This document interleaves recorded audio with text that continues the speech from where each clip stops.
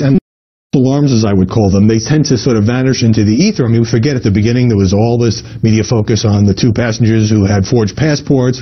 That has kind of been ruled out. Then there were these reports, I mean, just picking out a couple, Bloomberg, suspected, aircraft tail found floating in the Gulf of Thailand, turned to be a bunch of logs. Yeah. Washington Post reported on these big oil slicks off the coast of Vietnam, turned out not from an aircraft. Just the other day, CNN was reporting on lithium batteries in the cargo could have been responsible for some kind of explosion. So it's not that these stories are wrong. We don't know what is right and wrong in many of these cases. Now, CNN is well equipped to cover this kind of story because it's big international footprint. But at the same time, CNN is covering almost nothing else. And that's translated into good ratings for CNN. But I think that has opened the door for a lot of this speculation. Well, of course it has. But CNN, as you say, is primed for this. They have amazing news resources across the country that can cover this. But what's happening is that CNN is taking it to the next level and that it is becoming dominant. We're missing all other stories like the CIA spying scandal. Ukraine has been knocked off of the front page.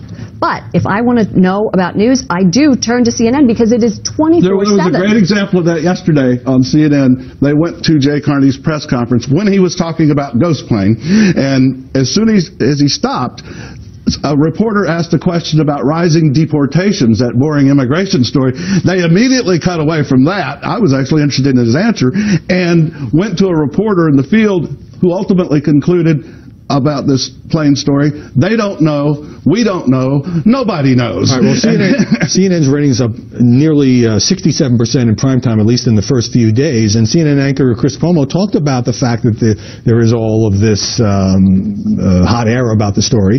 The job in a situation like this, he says, is to have more questions than there are answers because simply not enough is known. So if it seems like we're nibbling around the